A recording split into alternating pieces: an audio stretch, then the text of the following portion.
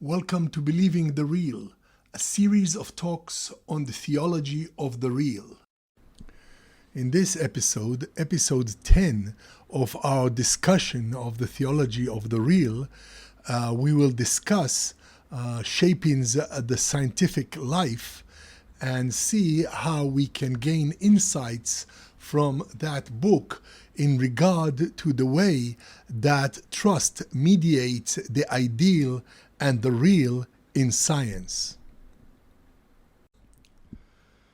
Hello, this is the 10th episode of Believing the Real, Evotrust, the idea, the theology of evolutionary progress that ultimately leads to the rise of current civilization in which there has been a turn to the real. But how could this be possible when we know so much about our tendency to turn to dogma rather than the real?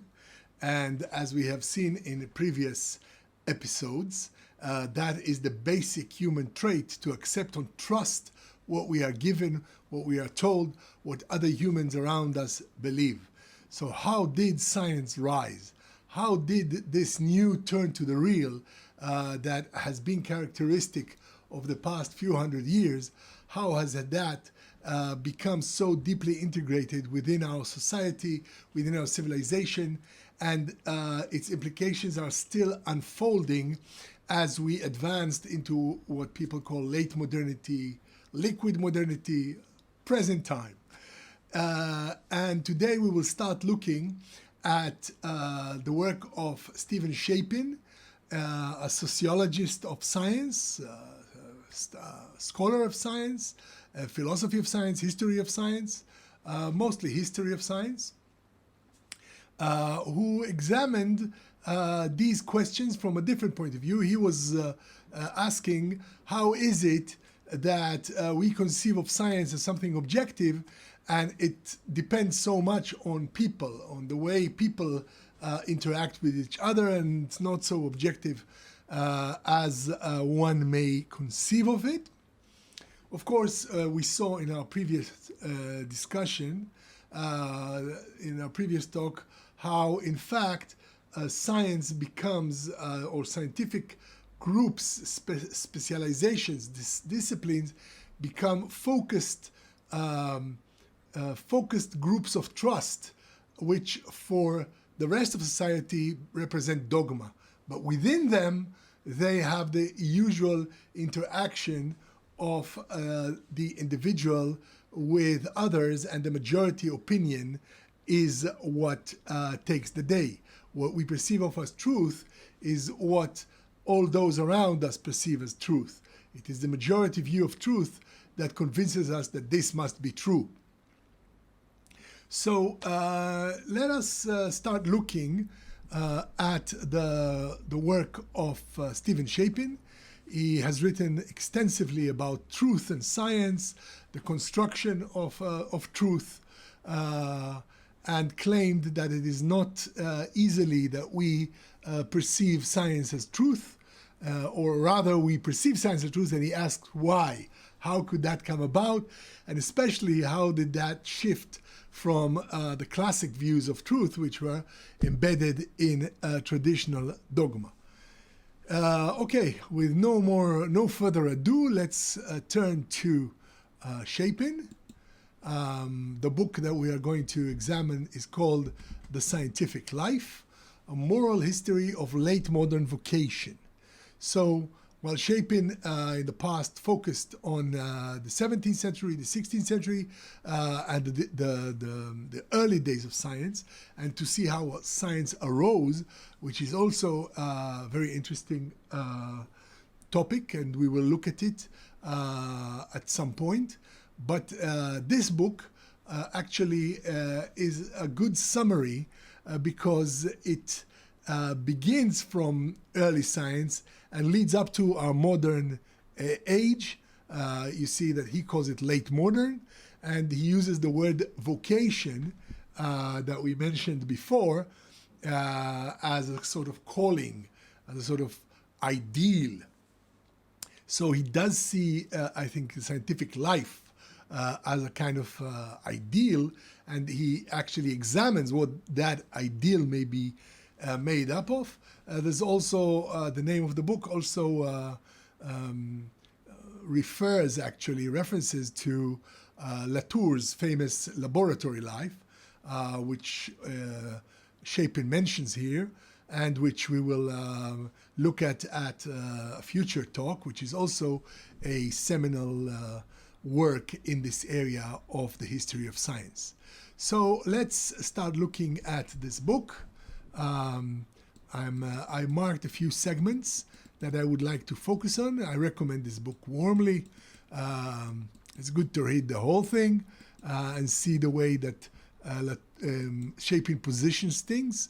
But for our purpose, since we are talking within the framework of, actually the theological framework of progress and perfection, the idea that there arises an evolution, that evolution itself is actually the divine manifesting itself as the perfection of progress, because perfection without change is static and cannot be perfect.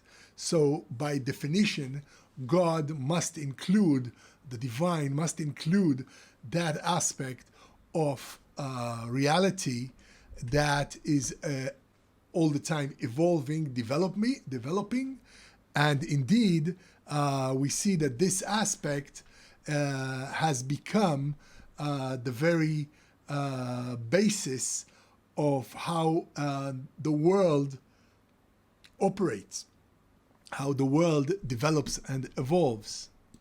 So let's look at what Shapin has to say. This is on page, what page is it?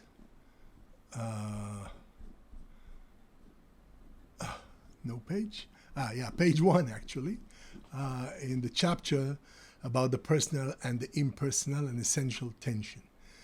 So what bothers Shapin is the fact that the personal has remained within science, even though science claims to impersonal objectivity.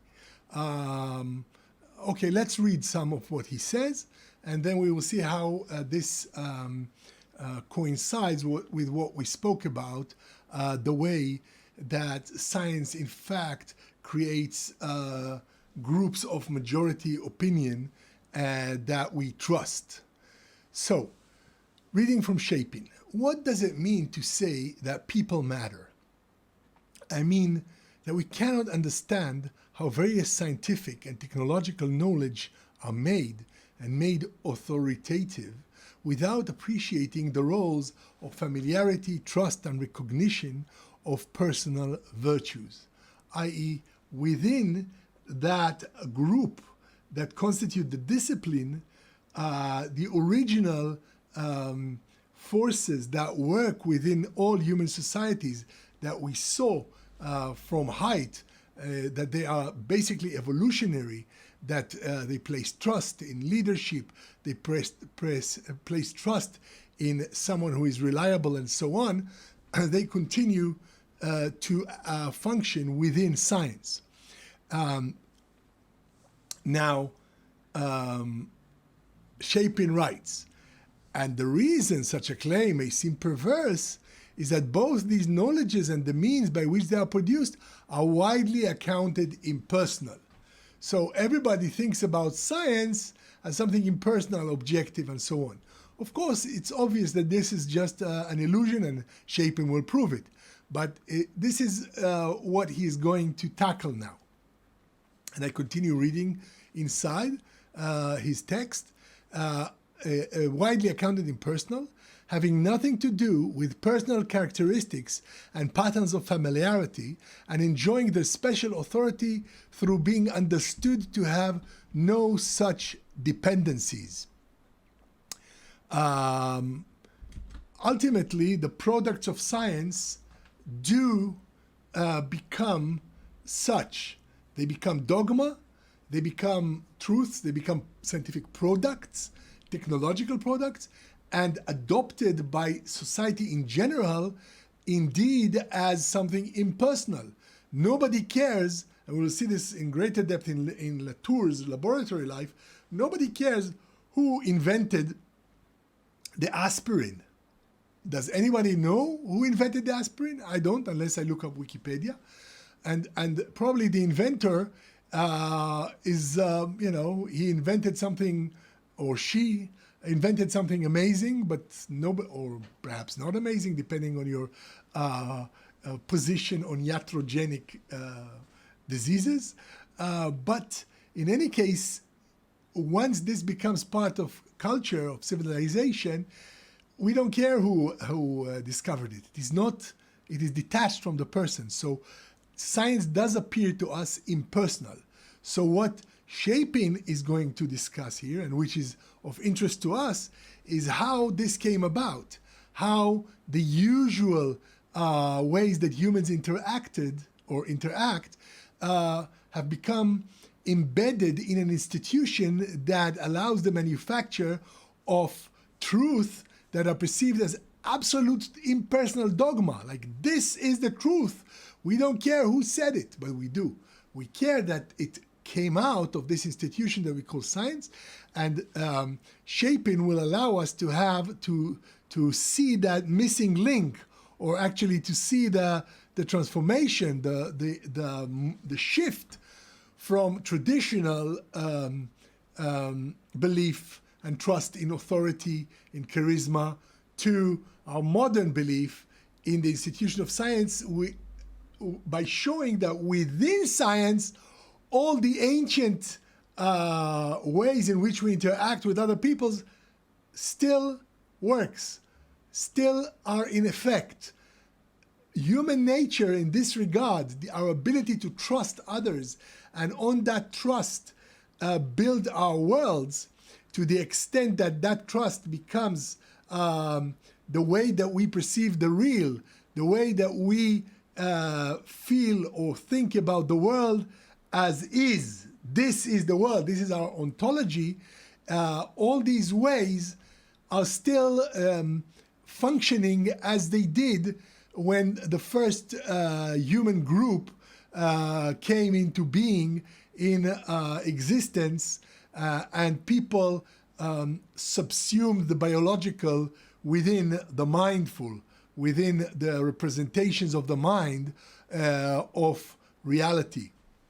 As we spoke in previous talks, everything in the real is in human life embedded within its representations, its mental representations, which are intersubjective, agreed on by others. And within that sphere, within that fabric, the individual is woven. Okay, so going back to Shapin, I'm reading from this page 1 of his book. That is why this book, Shapin's book, has 2 tasks: to establish the claim about personal virtues and to account for its apparent oddness.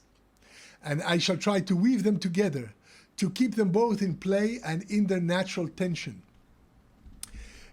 It is only through sensitivity to both the personal and the attributed impersonal, to the role of familiar people in the making and maintenance of scientific and technological knowledges, and to the evident strangeness of asserting such a role, that we can appreciate some key features of how we now live and know, how our techno-scientific knowledge is, how it is produced, how its cultural authority is secured. So, in fact, we are going to use Shapin's book to portray, delineate an anatomy of what we described here as the trust regime in which science creates its truth, cutting across all other previous structures of religion, nation, gender, so on, and in fact establishes these ideas that we call truth, which are indistinguishable in the way that we believe them from other dogmas, from previous religious dogmas, except in one function. There is a turn to the real. Okay, not one function. There are a few characteristics. The turn to the real, the willingness to accept doubt or let's call it indecision, the place where we can be skeptical about results, the willingness to accept that we do not know, that all our ideas are conjectures, yet at the same time, the products of this enterprise are perceived by general society as dogma, as the truth about reality, a truth that transcends, in fact, all other truths that are held to be less objectively held than scientific truth. So how this came about, how this enterprise came about, is what Shapin will describe, and we will learn from his descriptions how it actually works, how this actually evolved, and of course, both the risks that are still embedded in the way we do things, are a tendency to trust to the extent that we put aside reality, which always hovers even over science itself, because within the core groups, the core disciplines of science, things still transpire in the same old way, the same old personal, charismatic way, authoritative way that Shapin will show us now. And yet the institution of science and the turn to the real, the willingness to allow empirical reality to change, to refute even our most fondly held pet theories, which goes against the grain of the confirmation bias that everyone suffers from, even scientists, but the willingness, the openness to change within each discipline of science is the key to the actual novelty and the ability for our present culture, our present civilization, and I include in this all cultures, because all traditional cultures today are subsumed within the canopy of modern civilization. Academia is everywhere, and even the most traditional societies have flourishing academias that transcend their traditional foundations. I think that one of the greatest universities in the world is in the Muslim part of India. I know in Riyadh there is a huge university. In any case, in China, wherever you are, whatever your religion, whatever your identification, beyond science, beyond academia, in this sphere, you are part of a group that is working to ferret out truth from reality, from turning to the real. And what Shapin will help us see is how this transition has occurred from what we saw as the pre-wiring of the human that has developed through evolution, this pre-wiring in trust and the ways we trust and the way that we have a righteous mind, as Haidt calls it, that insists on believing authority, in upholding loyalties, in upholding the belief in secrets, even when they contradict what we perceive as individuals as real, as happening to us. We interpret reality. So there is in fact no escaping the way that we accept dogma, accept the opinion of others, trust in others as we build our own way in life, our own outlook into life, and what to trust, who to trust, what to believe in science has become something very, very strong, much stronger than any previous dogma, because say, for example, you held the dogma of idolatry, and suddenly Islam comes in. We see that people shifted from one to the other, and that it was possible to do so. But will you shift from the dogma, the accepted, received science of what we know about chemistry, for example, to some other idea of chemistry? Probably not. It's much stronger now. Although also we can see in a future talk, we will see how religions also transition, and it's all part of or actually it's the basis of science as well. We seek a generalization, the view that will give us the largest, the greatest perception, the greatest leverage, as it were, in our perception of the real. So in fact, if we go to the monotheistic religions and compare them with polytheistic religions, there is something to be said about the idea of one God, of the unity of the cosmos generated by this idea of one God, that makes people shift from idolatry, from polytheistic beliefs to monotheistic beliefs. Although this is not so simple, because there is a lot in polytheistic beliefs as well that provides a unified, generalized world image. For example, in Hinduism or Buddhism, where there is, especially in Buddhism, where there is no God, and still there is a uniform idea of the moral fabric of reality that hinges on the idea of karma. So this is also quite complex, but so, okay, I'm digressing as usual, or just, generating one idea reminds one of others. But to get back to our subject here, in fact, what we are trying to see is how science grew out of previous traditions to become the institutions that we know now, that we perceive of as objective, and Shapin will rightly demonstrate how this objectivity is like the outward-facing aspect of the scientific endeavor.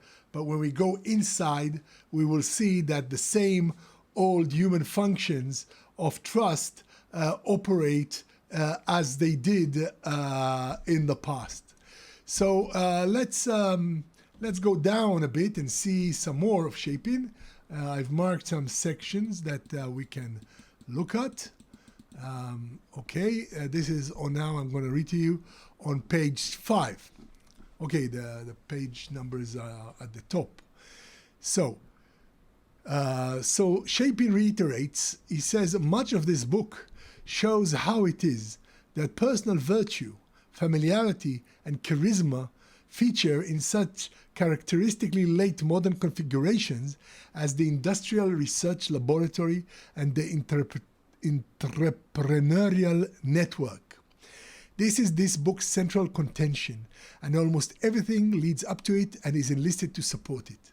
So for us, for our context of progress and perfection, of believing the real, this is, in fact, an important research, an important study that will allow us to see how science actually evolved. Because what Shapin describes here as personal virtue, familiarity, and charisma, ideas that he is taking from Max Weber, another of the great luminaries of envisioning our human world, and Max Weber, we will discuss him in the future talks, as well as mention him intermittently, in that he will help us when we want to reach practical implications or deduce practical implications from our study here. Because what Max Weber discovered is that what you believe in, what you trust in, what you believe in, the way that you perceive the world ultimately creates new realities. He did this with the Protestant ethic and with the Protestant ethic and the rise of, with the Protestant ethic and capitalism, and he showed how capitalism grew unintentionally from the ideas of the Protestant ethic. So, in fact, we will examine, after we examine the way that things actually work, and the way that indeed our new world is constructed, we will ask, looking both at the evolutionary trends, at the arrow of evolution, and at the implications of our beliefs, we will ask, how can we structure our beliefs to create a better world in a way that would not give rise to the atrocities and totalitarianism that accrue to our groupish tendencies. And science, the rise of science and the anatomy of science that we will examine here will allow us to see how a new horizon has formed within humanity, a horizon that provides us with a new vision of the ideal of truth that does not require dogma. Or actually, it's the same, our same tendencies to dogma are now encapsulated in a new civilizational institution that allows us to circumvent some of its greater atrocities. And we will see how this works within science, and then we will look to Weber to understand how the implications of our present world can be interpreted for how we structure our beliefs. Because if we realize how trust and belief structure our world, then perhaps we can tweak that trust to create a better world, always being wary of how previous attempts to create a better world have failed, and always looking at ways in which the actual better world was created. And if anything creates a better world, it is this enterprise called the scientific endeavor, in which we assume increasing control and domination over what we call as the real, and we actually shape the real down to the very biological basis of it. So in fact, we are going to do here, to go through a doubly visioned approach. On the one hand, we want to see what is. Again, we go back to description in order to realize what emerges from what is, what the thrust of this progress is, and see how we can align ourselves with that thrust as we realize our own unique and individual potentials as human beings. Okay, so we have our work cut out for us. Let's look at another segment from Shapin. So let's have a look at a few more excerpts from Shapin.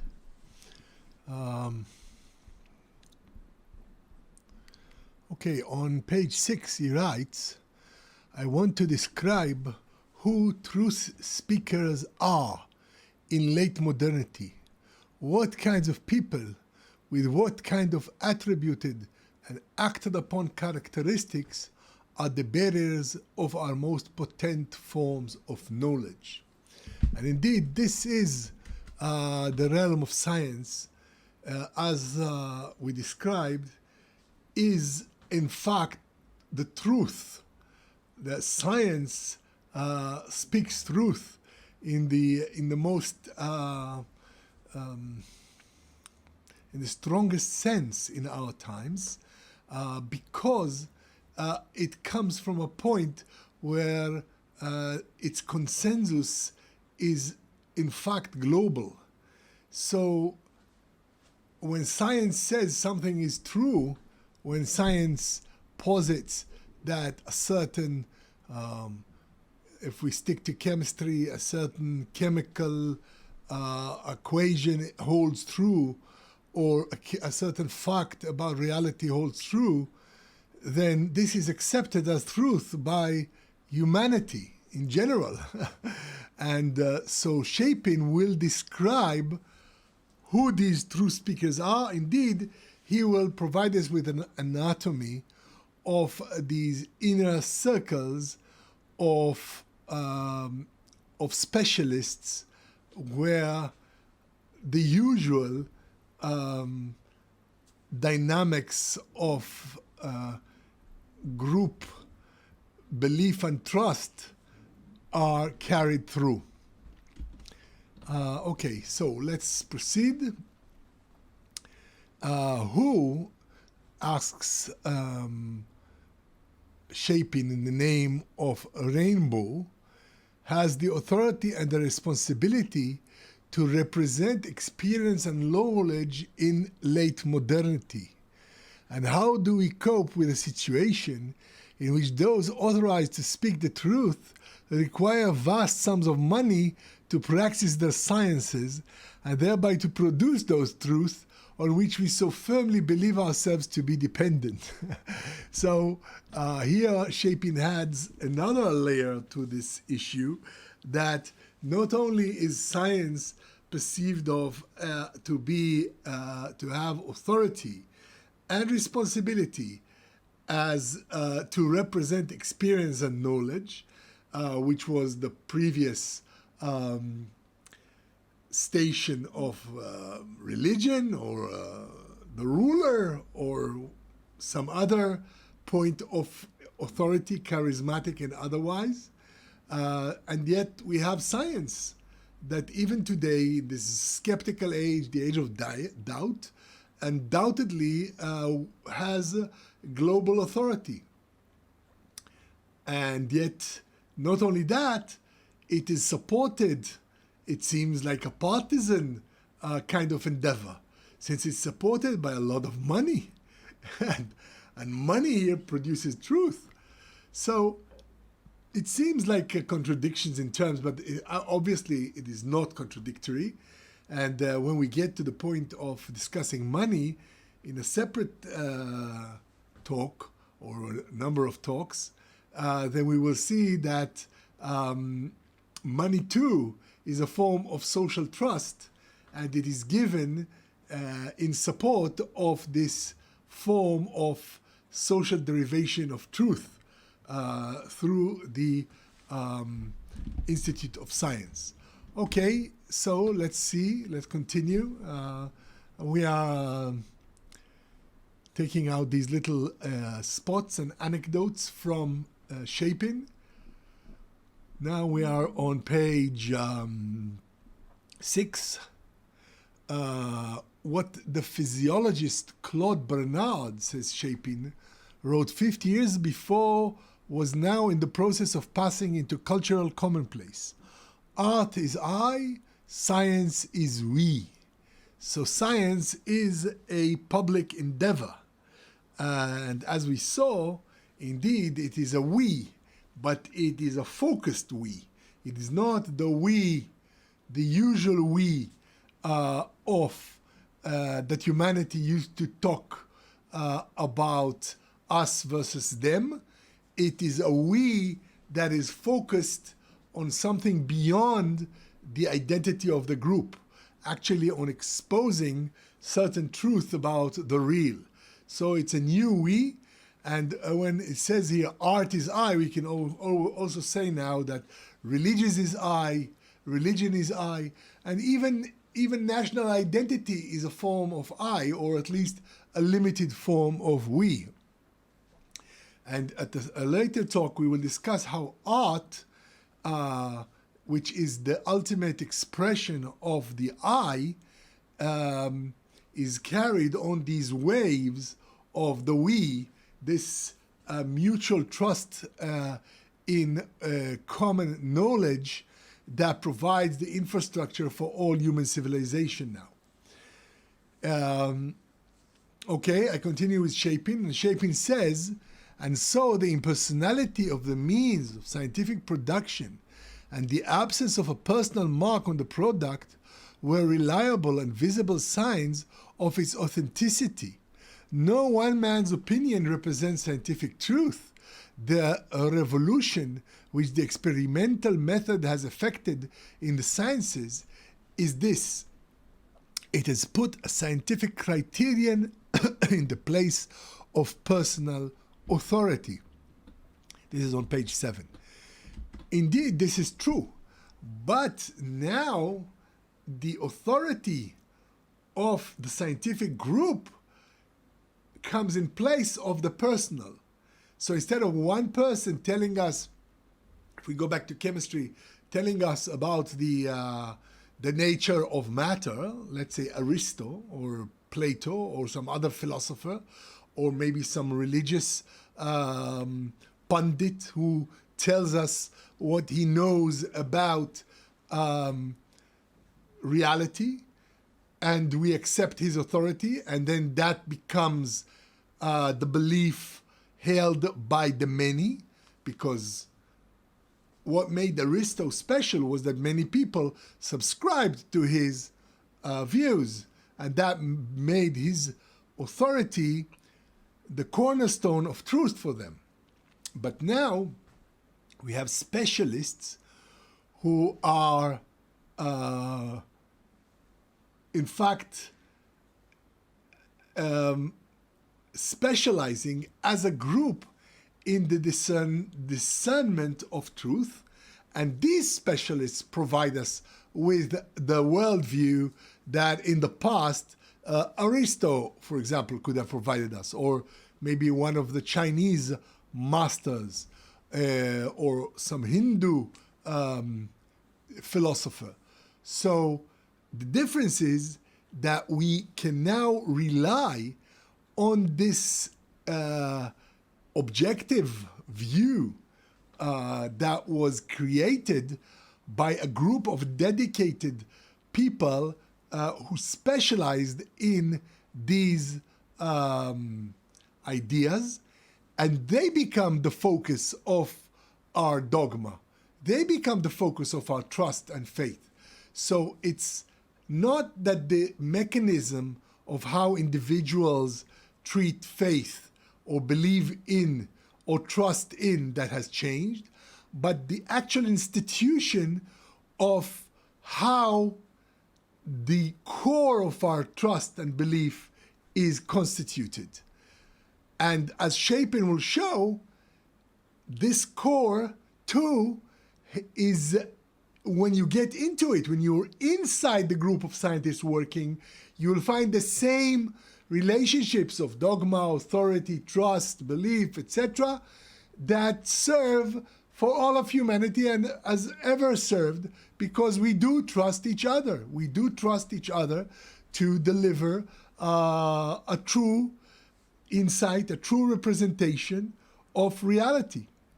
So it's like a shell within a shell, a reality within a, no reality, a group within a group, a verification of truth within verification of truth, because, and using the same tools that are so fallible, the same truth, the same tools that lead us to all kinds of beliefs are still evident within the scientific institution, but now on a different level,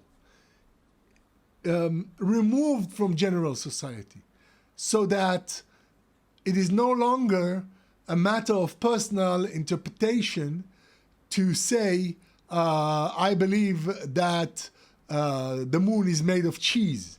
You can't say that anymore. You could have maybe in the past, and to the same extent, nobody would even take you into account. But if you were For example, if you were taken into account, then everybody would believe that the moon was made of cheese and there was no refuting it.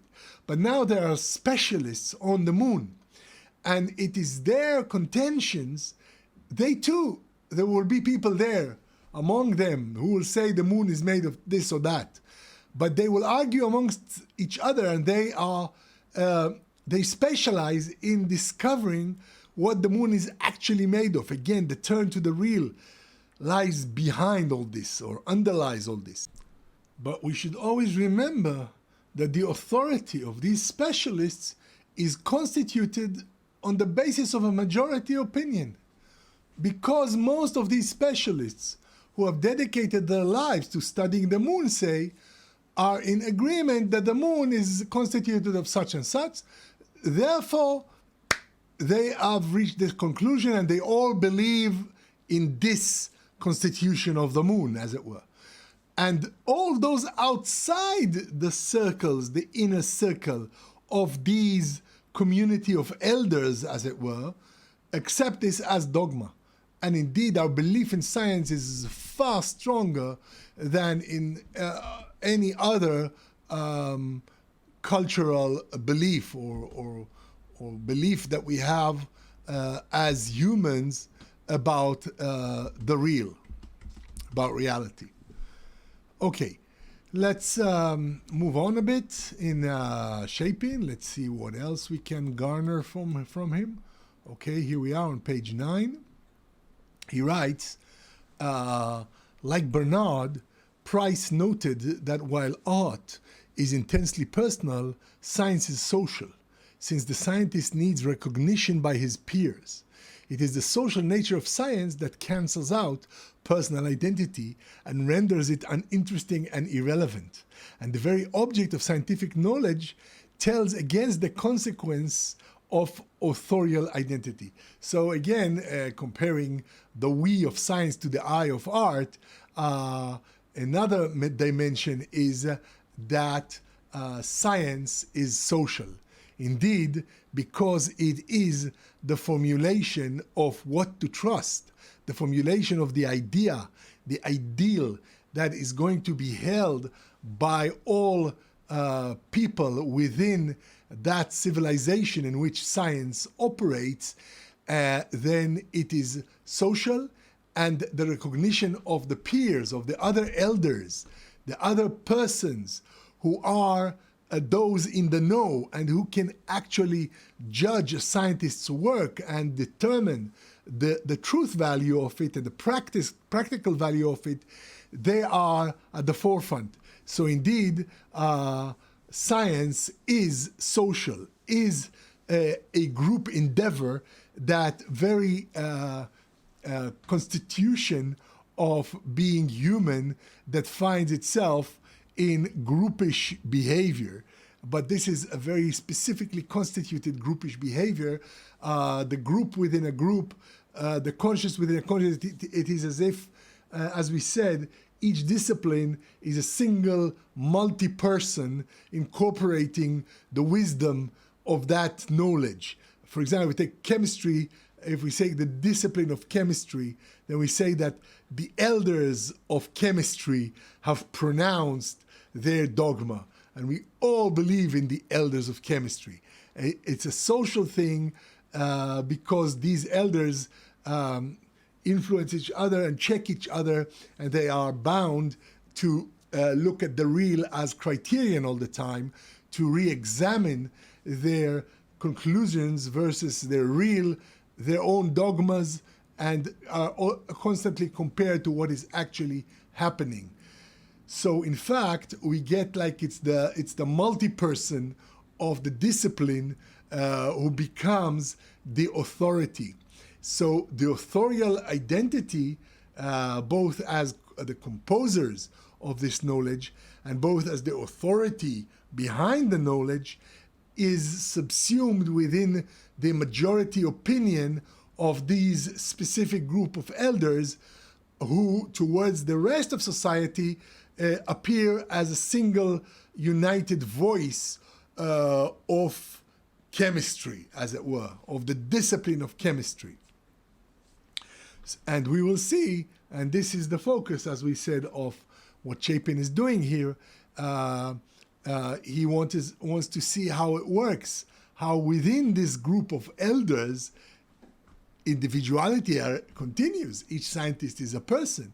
Each scientist is an author of his or her enterprise.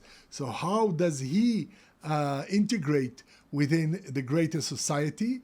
And where art is the individual expression of each person within civilization, and each artist bears the imprint of his or her creation, scientists are more like are artists who do not, who subsume themselves in the group. They are more similar to our classic vision of human groupishness, where each individual becomes subsumed within the ideas and the ideals of the group, and is called upon to put aside his own opinions in favor of the accepted view of the group. Be loyal, be subservient, be a part of a group, a team player. And all these qualities are subsumed in the actions of science. Science, each discipline is like the traditional tribe, demanding that its members conform to what each member is supposed to conform to. And only in greater society does each discipline appear as having its own opinion and as having its own truth that society now adopts as its dogma. We will later have to look and see where artists fit into that, because a scientist can also be an artist. There's no contradiction in terms. As a human being, as persons, we are in our era highly individualistic, and the more a person is capable of truly embracing our era, the more he or she is capable of expressing themselves on an individual artistic basis as well. So these are two things.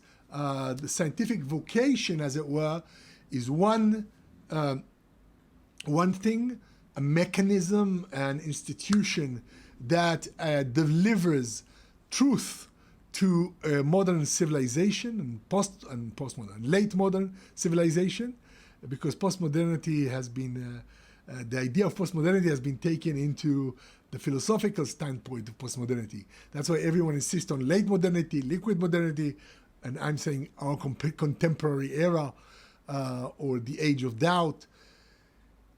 In any case, in our times, the relationship between the individual and the truth within which he or she is embedded is very different than it was in traditional societies. But we have within this very modernity the disciplines of science, or as Shapin will discuss, technoscience, that ultimately are mini traditional societies. Within them, everything that works in traditional tribal societies continues, persists, as it were. Okay, let's read a bit more. I'm going on in Shapin, looking for further quotations that we can incorporate in our vision. Oh, here we are. The core of his contention. It's on page 13 to 14. So I'm reading to you from Shapin. He says as follows: I need to say how it is that personal virtue still matters to the making and warranting of late modern technoscience. And I have to give some account of why it is so widely said that it does not matter. So for us, it's obvious that it matters because inside the discipline, all the usual elements of human interaction and belief, all the usual pre-wirings of trust operate so that we can still talk about personal virtue, etc. While on the outside, it no longer matters. So that is why science is perceived as so objective, because what goes inside does not. We have no intimation of it. It's what actually is agreed by consensus within science that ultimately becomes the truth of our society. So I'll read a bit more from Shapin. He's saying it would be convenient to be able to tell a story of linear transition from one discrete sensibility to another, from a sacred to a secular world, from trust in familiar people to anonymous trust in impersonal standards and faceless institutions, from virtue to institutional control as a solution to problems of credibility and authority. And indeed, it's not a linear transition, but it's there. So perhaps what Shapin will illuminate, he's trying to say it's the same, it hasn't changed. And we agree, it hasn't changed. But the context of the change, the turn to the real, and the group within a group, that has made all the difference. So that the sacred world, the trust in familiar people, virtue, and all this still exist within the discipline, as it were. In that there is a sense of the personal within it. But also within the discipline, it is true that the turn to the real is the important thing. So, of course, so long as the real is not perceived as sacred, then of course, then it is a shift. But in fact, in many ways, as we will see, what we are doing here with this theology of the real is in fact reinvesting the real with the sacredness of the appearance of the divine.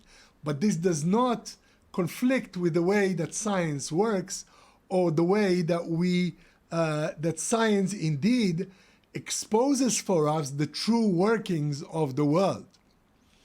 In any case, for Shapin, he is bent on showing us this polarization of anonymity versus familiarity, impersonal versus the personal, and so on.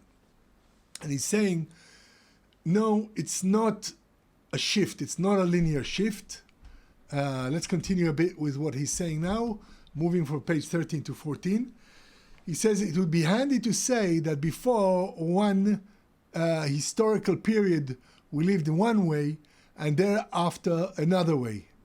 There is a market for stories of this sort, but they are easy to tell and easy to remember, and they are therefore well suited to the academic context in which they are in the main transmitted from one generation to the next. And they get our blood up when we want to complain about the way we live now and to feel nostalgic for the world we have lost. Yet, I do not believe that late modern practical realities are adequately described by any such stories. Of course, because within the reality, within modernity, still the same old functions persist. So this is in fact what we are going to take from Shapin. The next chapter in Shapin is from Calling to Job, will describe the way this actually works. But if we return now to our basic agenda here, our basic the way in which we are here looking at things, then let's go back to our main idea of how trust is mediated by majority opinions. Then we can see that, in fact, this mediation takes place within the realms of science. So, what is our conception of the real as laymen? As laymen, we trust in what the people working within scientific institutions garner as the truth, and the practices that they engender and the products that they create. All these are held by us as truth, and we trust in them. And how does the scientist, how do the scientist groups within the discipline reach the truth? Again, it is a matter of majority opinion. So when most scientists in a particular discipline are in agreement in regard to a certain vision of truth, then the entire discipline agrees, and that is the conjecture that becomes accepted. That is the dogma, the idea that becomes accepted.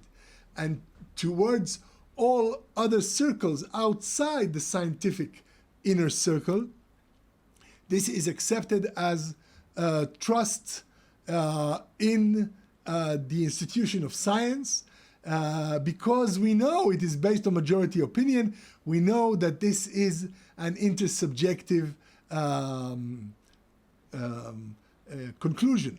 Of course, because it is so fragile, because it is so given to the usual pre-wiring mechanisms of our trust, then it is also risky as regards pseudoscience, conspiracy theories, fake news, whatever, because everything can become believable if we don't have any way of judging. But the idea is that because there is a turn to the real, because we are looking at each of our conjectures in order to see if they can be refuted or not, and because it is indeed a majority opinion from people versed in the art that will determine if this is held in as truth or not, that we place our trust in science to such a great extent. So this trust in what others believe has become enshrined and embedded now in the scientific institution, and provides us with a much wider basis of trust in the conclusions of science, which is a tremendous innovation, because it is now within the classic confines of the human tendency to place our trust that we have a mechanism, a social mechanism in place that allows us to derive a better vision of what is actually facing us in reality. So that when we believe in the real, we believe in the products of this majority opinion, it is through this mechanism, through this mediation of science, so that when we, through our trust, are mediating between the real and the ideal, we are using science as our guide to make that bridge, to populate that trust which mediates between our immediate experience of reality and the ideal, the mental representations, the beliefs that underlie all of our sense experiences, all of how we actually perceive the world to be. So we now have a social mechanism in place that makes this, that constantly hones and refines and perfects this vision of reality in which we trust. So, okay, I will continue on this theme in the next talk, and we will read more of Shapin, going over his book, Life of Science, in order to illustrate some of the points and to see how this actually functions in reality.